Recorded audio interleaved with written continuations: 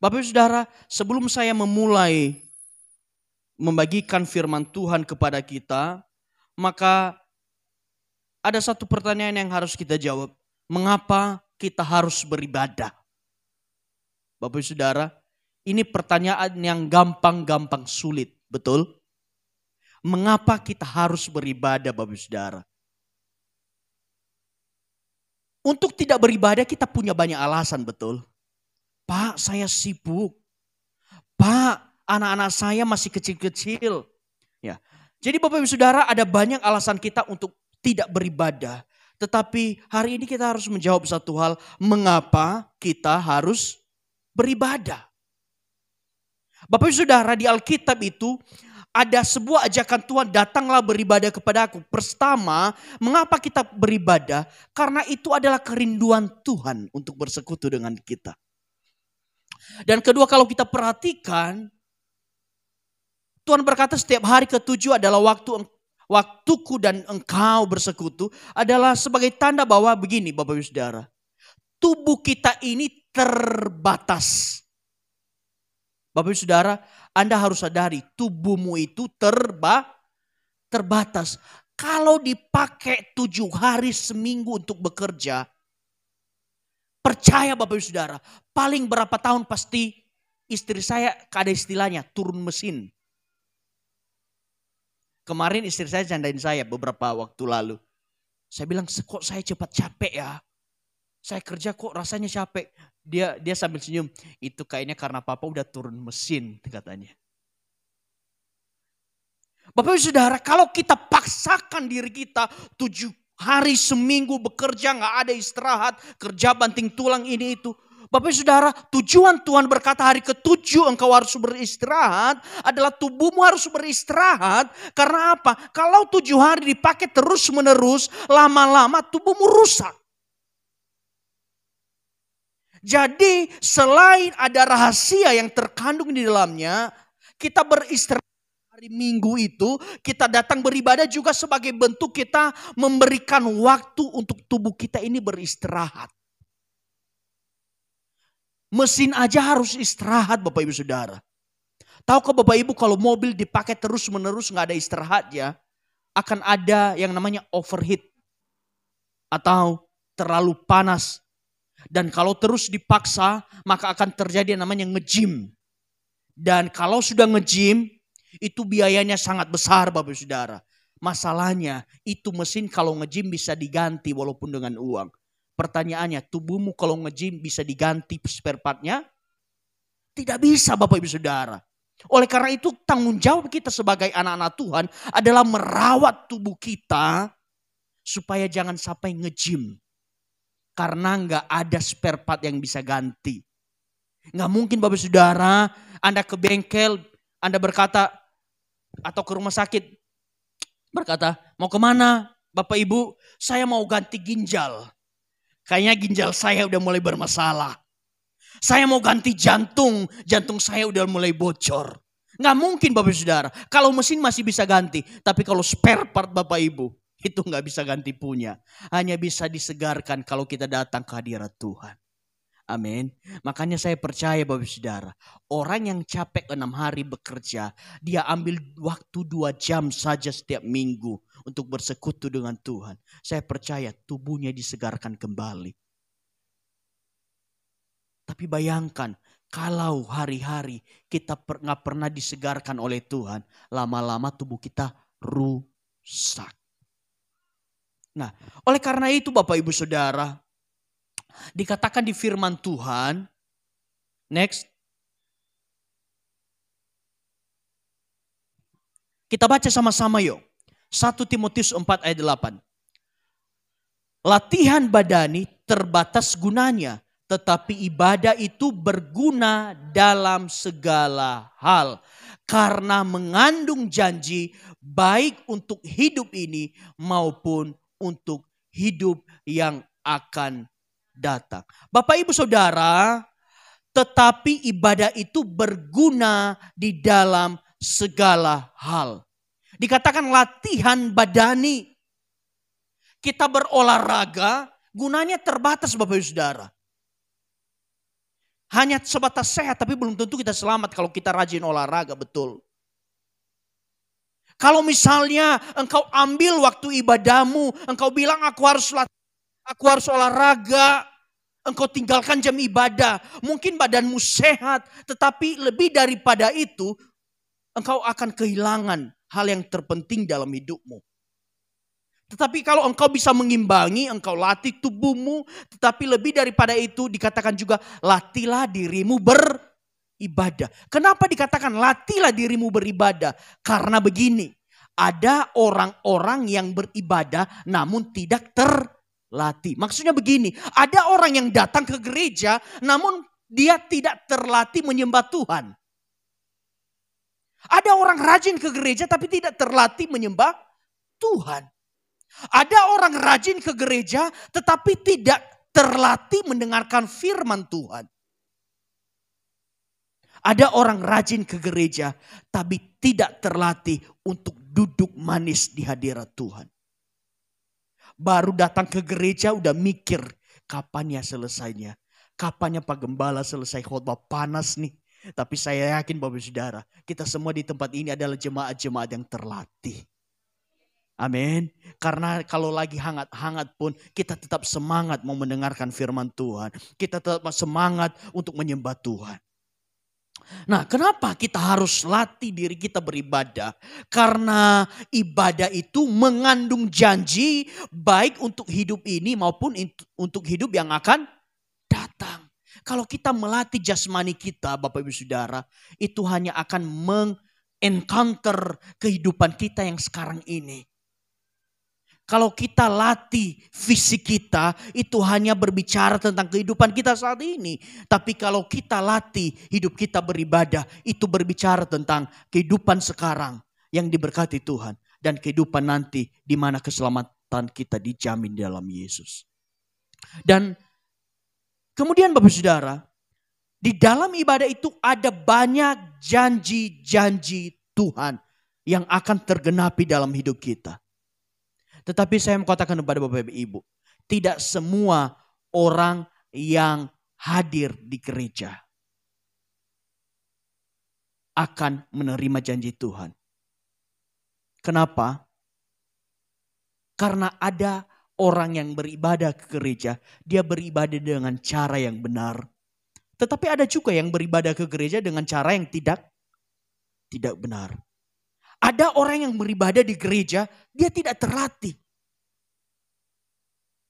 Saya bersyukur Bapak Ibu Saudara, semua kita di tempat ini kita bisa menikmati ibadah. Jadi Bapak Ibu Saudara, kita harus datang menghampiri Tuhan dengan cara yang benar. Jangan sampai hidup kita sudah beribadah, tetapi kita beribadah dengan cara yang tidak benar. Sehingga kita tidak mendapatkan apa-apa. Dan tidak sedikit orang berkata begini, saya udah rajin ke gereja kok, saya sudah rajin ibadah. Tapi kok doa saya gak dijawab-jawab oleh Tuhan. Jadi Bapak Ibu Saudara, mari kita belajar hari ini. Ibadah dengan cara yang benar, lanjut.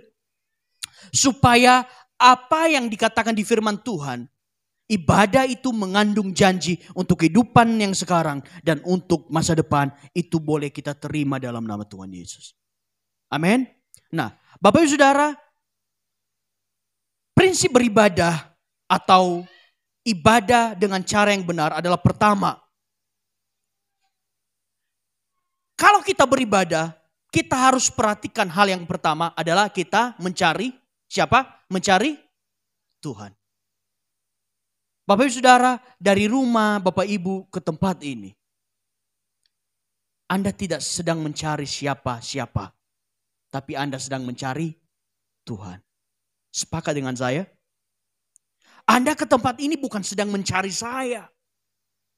Anda ke tempat ini bukan sedang mencari kiri kananmu. Katakan kiri kanan, saya ke sini bukan cari kamu loh. Jangan GR. Saya bukan cari kamu, saya cari Tuhan. Amin. Bapak Ibu Saudara, oleh karena itu, kalau kita sedang mencari Tuhan, maka jangan hiraukan apa yang terjadi di luar dirimu. Mungkin kamu gak disenyumin Aser. Mungkin ada yang berkata tadi, Pak Ali senyumnya kurang lebar. Jangan tersinggung. Karena kamu bukan cari Pak Ali. Bukan cari senyumnya Pak Ali. Kamu cari Tuhan, kamu cari senyumnya Tuhan. Amin. Mungkin tanpa sengaja saya tidak menyapa Bapak Ibu Saudara. Sudahlah. Kita ini sedang cari Tuhan. Kita sedang memuliakan Tuhan. Itu yang penting. Dan saya rindu Bapak Ibu Saudara, setiap kita yang hadir beribadah. Setiap waktu itu juga kita mengalami perjumpaan pribadi dengan Tuhan. Jangan heran nanti pulang ibadah. Saya akan mungkin tanya 1-2. Mudah-mudahan saya nggak lupa. Sudah bertemu Tuhan hari ini? Karena akan sia-sia kalau kita ke gereja. Tapi kita sama sekali nggak bertemu Tuhan. Amin. Dikatakan di firman Tuhan begini. Carilah Tuhan selama ia berkenan ditemui. Berserulah kepadanya selama ia dekat. Saya mau katakan kepada Bapak Ibu. Di GBI Hall. Di tempat kita sekarang ada Tuhan Yesus hadir. Dan pastikan dirimu dan diriku bertemu dengannya, mengalami perjumpaan pribadi dengannya. Karena Tuhan berjanji, 2-3 orang berkumpul dalam namaku, aku hadir di tengah-tengah mereka. Kita lebih dari 2-3 orang hadir Bapak Saudara.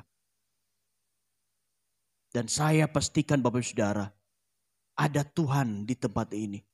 Ada Roh Kudus di tempat ini. Yang harus kita nikmati pada saat kita beribadah. Karena itu poin penting ibadah. Kita cari Tuhan dan kita menemukan Tuhan dalam setiap ibadah kita.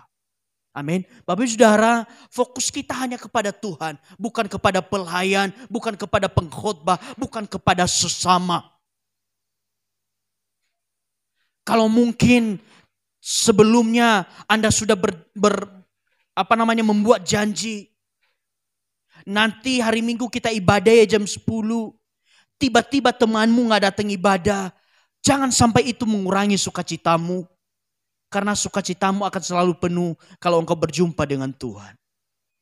Dan kedua Bapak Saudara, untuk bertemu dengan Tuhan, butuh yang namanya apa? Pengorbanan. Bapak Saudara, kita bertemu dengan Tuhan hari ini. Kita butuh pengorbanan. Pengorbanannya salah satunya apa? Mungkin kita dari rumah ke sini kita butuh bensin. Tetapi lebih dari itu, pengorbanan kita adalah kita rela untuk bersaunaria. Asalkan saya berjumpa dengan Tuhan. Enggak apa-apa Tuhan hangat-hangat kuku. Yang penting hangat cintaku kepada Tuhan tersampaikan. Amin. Enggak apa-apa Tuhan sedikit keringat Bapak Ibu Saudara. Toh saya kerja juga keringatnya minta ampun. Hari ini kita bersuka cita karena kita sedang mencari Tuhan. Dan kita pasti menemukan Tuhan. Dan tahu kok Bapak Saudara, setiap orang yang menemukan Tuhan, setiap orang yang bertemu dengan Tuhan, ada banyak perubahan terjadi di dalam hidupnya. Makanya kenapa kalau beribadah itu, jangan sampai dirimu tidak bertemu dengan Tuhan. Jangan engkau hanya bertemu dengan saya. Saya itu nomor kesekian. Tetapi yang nomor 1 adalah Tuhan. Dan kemudian Bapak Ibu Saudara, kita datang beribadah. Tujuannya bukan sedang cari pacar. Amin. Yang belum punya pacar, bukan cari pacar. Bukan cari peluang bisnis. Bukan cari ini, bukan cari itu. Tetapi cari Tuhan. Dan yang kedua Bapak Ibu Saudara, cara ibadah yang benar adalah kita menghormati Tuhan. Bapak Saudara, menghormati Tuhan. Dikatakan di Mazmur 2:11. Beribadalah kepada Tuhan dengan apa? Takut dan ciumlah kakinya dengan gemetar. Artinya apa? Kalau kita datang beribadah kepada Tuhan, kita harus datang dengan penuh penghormatan. Kita harus datang dengan penuh penyanjungan Bapak Saudara. Banyak orang sekarang datang beribadah sudah tidak menghormati Tuhan. Di luar sana, di sini semua menghormati Tuhan. Amin. Artinya apa Bapak Saudara? Saya mengambil beberapa hal. Mungkin dari kesekian. Tapi saya mau katakan gini. Bagaimana cara kita menghormati Tuhan? Pertama, sikap kita beribadah. Kita menghormati itu, Tuhan itu adalah bagaimana cara sikap kita beribadah. Kita itu harus antusias kepada Tuhan. Kita jangan acuh tak acuh. Jangan sampai kita sedang menyanyikan pujian, Tuhan Yesus baik. Tapi engkau tidak antusias. Engkau hanya begini. Apa sih? Kita harus antusias Bapak Ibu Saudara. Itulah cara kita menghormati Tuhan. Kemudian tidak main HP pada saat beribadah. Jadi kita harus menghormati Tuhan dengan segala keberadaan kita. Dan kita jangan membuat hal yang mengganggu fokus orang lain beribadah. Bapak Ibu, kenapa kita harus mandi sebelum ke gereja? Juga termasuk supaya kita tidak mengganggu orang lain, betul? Jangan sampai kita angkat tangan. Haleluya, haleluya. Samping kita pingsan, kita kira kena hadirat Tuhan. Ternyata dia kena angin sorga.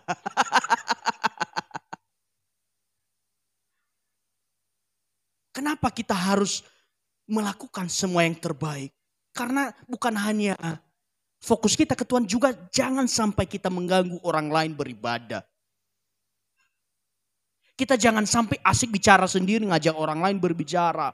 Itu kita tidak menghormati Tuhan. Bapak Ibu Saudara, dan kemudian kita berpakaian yang pantas. Di Korintus dikatakan, hendaklah para perempuan berpakaian yang pantas, sopan. Bapak Ibu Saudara, gereja itu bukan fashion show. Tapi gereja itu adalah tempat kita menghargai hadirat Tuhan. Berpakaian yang pantas bukan berbicara soal pakaianmu mahal. Karena mahal belum tentu pantas. Tetapi berpakaian pantas adalah engkau benar-benar saat mengenakan pakaianmu. Engkau berkata, ini pakaian yang menghormati Tuhan. Jangan sampai engkau berpakaian yang kurang bahan Bapak Saudara. Karena mungkin Tuhan tidak terganggu. Tapi mungkin saya yang terganggu Bapak Saudara di depan. Istri saya sendiri Bapak Saudara. Dia punya baju dulu, punya dress. Cuma ada gaya sobekan di sini. Saya bilang gak boleh, harus pakai blazer di luar. Karena selain saya nggak damai sejahtera, jangan engkau menimbulkan sesuatu yang mengganggu bagi orang lain. Cara kita berpakaian juga harus bisa menunjukkan kita menghormati Tuhan. Ketemu presiden, mana bisa pakai sendal, mana bisa pakai celana pendek, itu diusir pas pampresnya. Kalau sampai saat ini Tuhan masih kasih kita pakaian yang pantas untuk kita pakai untuk menemui Tuhan. Amin. Dan kemudian juga berbicara masalah waktu kita. Jangan membuat seolah-olah Tuhan yang menunggu kita. Bapak Ibu, dari sejak saya melayani Tuhan, saya sudah belajar hal ini. Dulu kami mulai ibadah dari jam 9. Saya jam 7 udah di gereja. Kenapa jam 7 di gereja? Karena sewa, akhirnya semua barang-barang di mimbar ini harus bongkar pasang. Jam 7 harus jemput, harus pasang segala sesuatu. Saya mau katakan kepada Bapak Ibu Saudara. Kalau kita menghormati Tuhan, kita pasti akan berusaha kasih yang terbaik untuk Tuhan. Amin. Kalau kita lebih dari menghormati, kalau kita mengasihi Tuhan, apa sih yang gak kita kasih untuk Tuhan?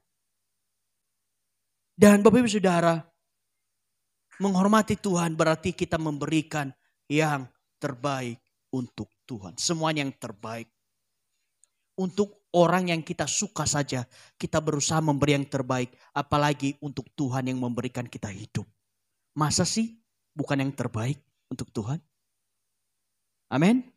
Dan yang ketiga Bapak Ibu Saudara, bagaimana kita cara beribadah yang benar adalah begini. Sama-sama kita baca judulnya. 3, 2, ya. Hadir tubuh, jiwa, roh. Karena ada yang beribadah di gereja, tetapi hanya tubuhnya yang hadir. Tetapi jiwanya kemana-mana. Rohnya kemana-mana. Apa buktinya kalau jiwanya, rohnya tidak di tempat? Nanti Bapak Ibu coba praktekkan Bapak Ibu Saudara. Setelah selesai ibadah ini, coba bertanya tadi khotbah tentang apa. Kalau dia tidak bisa jawab, berarti hanya tubuhnya di sini. Jiwa rohnya melayang-layang. Tapi kalau dia bisa jawab, berarti dia lengkap. Ada tubuh, ada jiwa, ada roh hadir di tempat ini. Amin. Karena Tuhan itu rindu memberkati ketiga hal Bapak Ibu Saudara. Dikatakan 1 Tesalonika 5:23. Semoga Allah damai sejahtera menguduskan kamu seluruhnya. Yaitu apa? Semoga roh, jiwa dan tubuhmu terpelihara sempurna. Jadi Tuhan tidak hanya menginginkan tubuhmu hadir. Tetapi Tuhan itu rindu memberkati tubuh, jiwa, roh. Amin. Jadi pastikan Bapak Ibu Saudara, jangan hanya tubuh kita di tempat ini, tetapi ada tubuh dan jiwa roh kita juga di sini. Apa buktinya? Tubuh kita hadir, itu kita hadir beribadah. Kita bisa lihat. Pak Hendra hadir di sini, Pak Samosir bisa saya lihat itu tubuhnya yang hadir. Dan kemudian jiwanya juga hadir. Bukti kalau jiwa bisa hadir di tempat ini adalah menikmati ibadah. Karena jiwa itu cenderung adalah kepuasan Bapak Ibu Saudara. Pastikan pada saat engkau duduk di tempat ini, jiwamu terpuaskan oleh ibadah.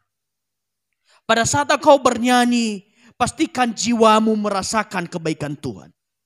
Dan ketiga adalah hadirnya rohmu di sini adalah engkau bisa merasakan hadirat Tuhan. Dikatakan di firman Tuhan, barang siapa menyembah Dia harus menyembah dalam roh dan kebenaran. Artinya untuk bisa menjumpai Tuhan, maka tidak bisa engkau jumpai Dia dengan tubuh dan jiwamu, tetapi harus dengan roh, harus dengan rohmu. Itu checklistnya. Bukti bahwa kita hadir lengkap di gereja apa? Kita hadir secara fisik. Kedua, kita menikmati ibadah, artinya jiwa kita hadir. Dan ketiga, roh kita hadir, artinya kita merasakan hadirat Tuhan. Jangan sampai hanya tubuh dan jiwamu yang hadir, tapi rohmu tidak hadir. Pastikan tiga-tiganya hadir Bapak Saudara. Makanan nanti siang itu urusan nanti, jangan pikirkan. Pikirkan hanya Tuhan di tempat ini. Karena Tuhan rindu tubuh, jiwa, roh kita terpelihara sempurna pada saat kita mengalami perjumpaan dengan Tuhan. Amin. Dan terakhir Bapak Ibu Saudara, pastikan ibadahmu bukan rutinitas. Haleluya.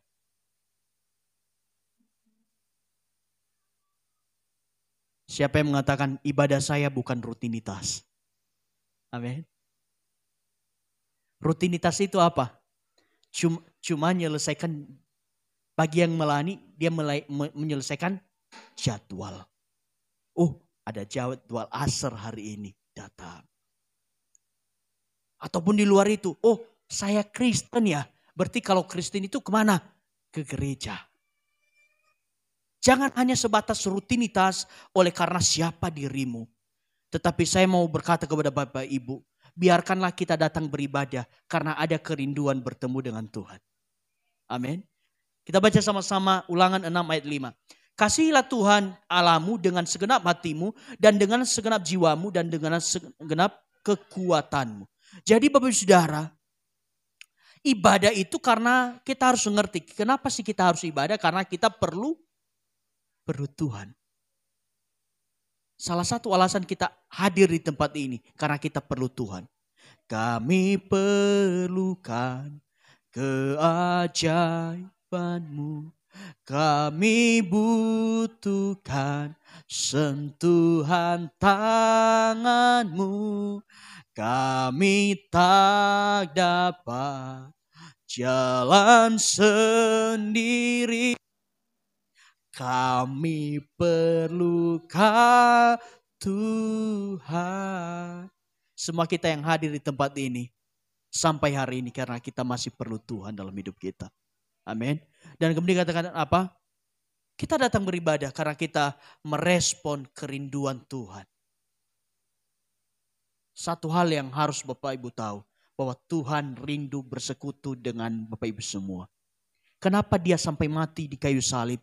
Karena dia rindu Bapak Ibu semua diselamatkan dan ada persekutuan yang manis dengan Tuhan. Dan biarlah karena kita juga, kita selalu merindukan Tuhan. Kita selalu kangen sama Tuhan. Kita selalu rindu yang namanya hari Minggu.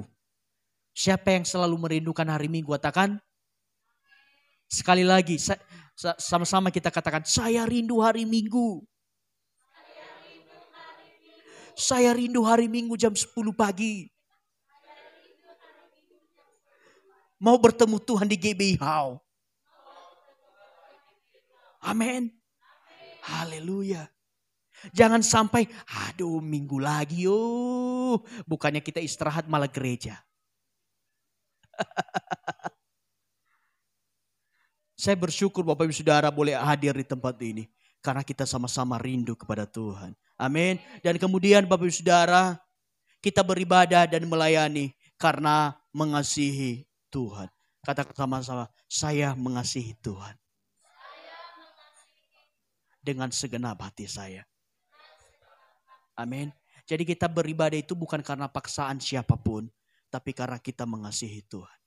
Amin. Dan kita baca satu ayat Bapak Saudara. Rahasia kita beribadah. Tetapi kamu harus beribadah kepada Tuhan Allahmu. Maka Ia akan memberkati roti makananmu dan air minumanmu. Dan aku akan menjauhkan penyakit dari tengah-tengahmu. Luar biasa bukan? Beribadahlah kepada Tuhan, maka Dia akan memberkati sandang pangan papan kita. Dan Dia akan menjauhkan kita dari segala sakit penyakit. Andaikan pun kita sakit, kita akan ditahirkannya, kita akan disembuhkannya. Kita mengalami masalah, kita akan diberikan kekuatan baru dari Dia. Amin. Dan kesimpulannya akan kepada Bapak Ibu. Sama-sama kita baca. Jangan jadikan Tuhan bagaikan obat yang hanya dicari kalau lagi sakit. Tetapi jadikanlah Tuhan segala-galanya dalam hidup kita.